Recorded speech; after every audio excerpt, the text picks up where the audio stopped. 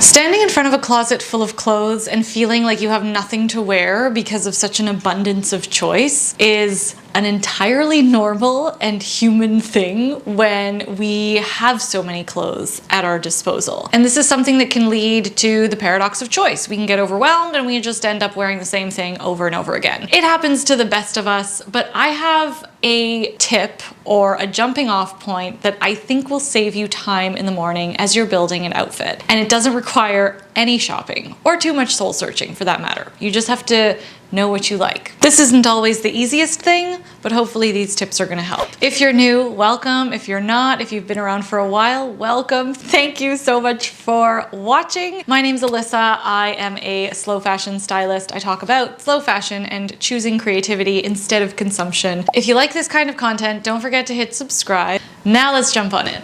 If we're talking about outfit building 101, one of the first things that I do is try to plan ahead, but failing that, I always go by the function and the climate. Where am I going? What's the venue? What am I doing? How am I gonna need to move through the next few days or the function or whatever it is I'm dressing for? The second thing I ask myself though is what's the mood? How do I want to feel as I'm going through my day or this occasion or whatever? Yes, it's really important to dress with function in mind, but a big part of getting dressed and choosing what clothes we wear and how we show up is by making sure the clothes reflect how we want to feel. The one jumping off point that I use and that I usually use with clients if they're struggling with just building an outfit from scratch or creating a look that they love is to figure out if you want or like high contrast looks or low contrast looks. And this can be translated across a couple of elements in your outfit. Again, it's going to change depending on how you want to feel, or if you know your style well enough, I think you'll find that you gravitate either to high contrast looks or looks with a lot of tension and drama, or looks that have more harmony and ease and more of like a balanced aesthetic and feeling. This high versus low contrast doesn't only apply to color, I'm gonna get to that in a minute, but also it exists on a spectrum. So it's not super binary. You don't have to only be high contrast or low contrast or drama versus harmony. It's just about picking a direction and then molding your outfit based on that. It's just a good little North Star to have. The three places where I think you can really use this spectrum of high versus low contrast are in your proportions, in your use of color, and in the way you mix different styles in your closet. Let's start with proportions. I talk a little bit more about elements of style and just the different elements that can show up in an outfit in a completely separate video. I will link it up here if this is a little bit new to you, but essentially proportions are like the 3D shape of your outfit. Is there volume? Are things fitted? Is there a little bit of a mix of both? Are there horizontal or vertical lines? Proportions are what you use to give the eye a story to follow and where you want the eye to focus and how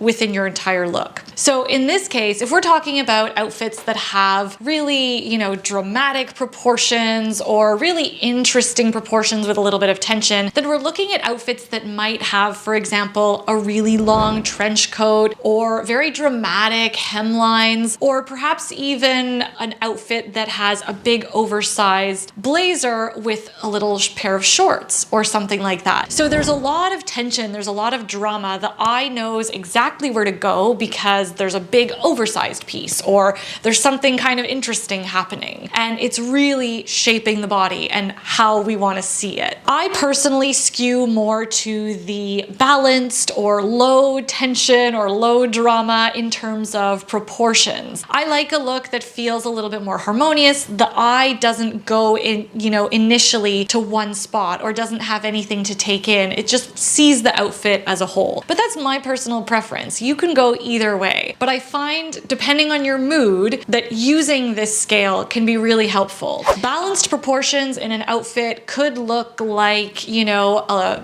standard pair of straight leg jeans that are a more relaxed fit paired with an equally relaxed fit type of top, or, you know, a semi-fitted blazer. Just an outfit where the eye can take it in as a whole. But you can see how there's quite a lot of balance. Maybe it's a balance in terms of coverage between skin showing and coverage and like just where your clothes are covering. This can also affect your proportions. It's a good mix of, you know, something that doesn't feel too oversized or too fitted. There's enough definition so that we don't lose the body. So for example, in this look here, wearing head to toe denim, it's all got kind of a pretty relaxed fit, and then the moto jacket is similar. We've still got some definition because the jacket itself is cropped, so we're not losing the body. There's a significant amount of coverage here, not a lot of skin, but we get it in the toes and we get a nice long neck from the crew neck. So overall, from a proportions perspective, there isn't a lot of drama here. That tension comes from other elements in the look, but from just a proportion perspective in terms of fit and volume and definition, this is really quite harmonious. The other place that high versus low contrast shows up is with color. This is probably the most obvious, and this can be really fun to play with, particularly if you like harmonious proportions and maybe your look is very balanced in terms of a proportion perspective, but you're feeling like it's falling a little flat. So using a high contrast color combination could bring some interest to your outfit. When we're talking about high contrast with color, it can also be used with neutrals. You could do the denim with the black moto, like in our last example, or you could have really high contrast color blocking. The opposite of this is a look that is more tonal, softer colors with other softer colors or other soft neutrals. So for example, in the look that I'm wearing today, I've got a pair of dark denim and a black tee. If I wanted a high contrast look, if I wanted the eye to like, ooh, like have something really strong to look at, or if I was feeling a high contrast look, I could have paired this dark denim with just a simple white stark t-shirt or a lighter color, and that would have been on the more high contrast end of the spectrum. Similarly to my proportions,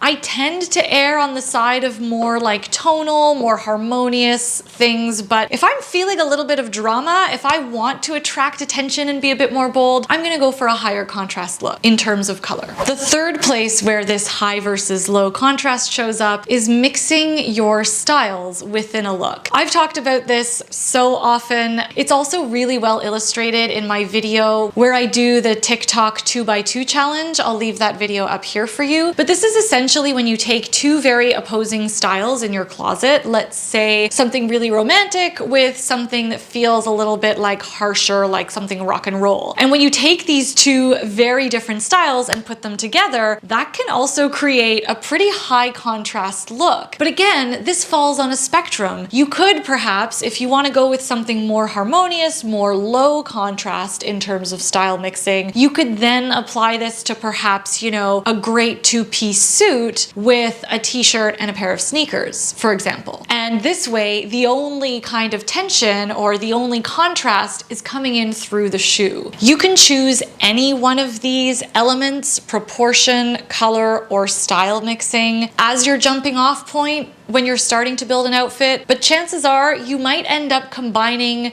all three of them and using a high or low contrast from each of these.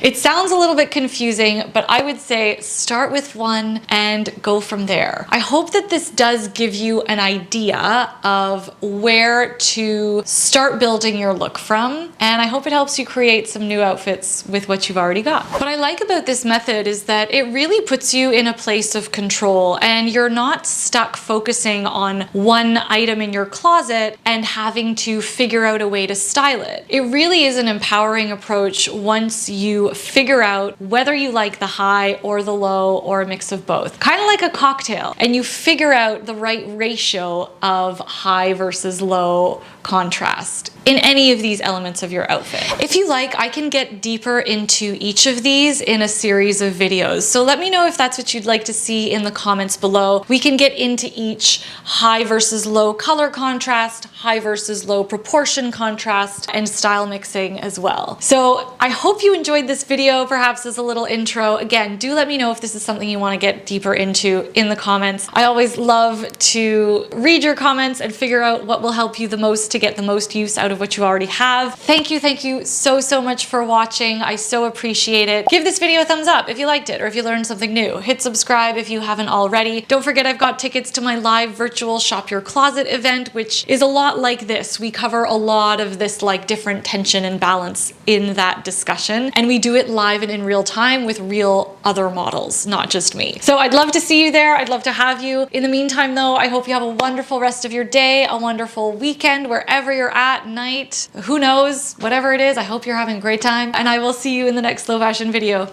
Ciao!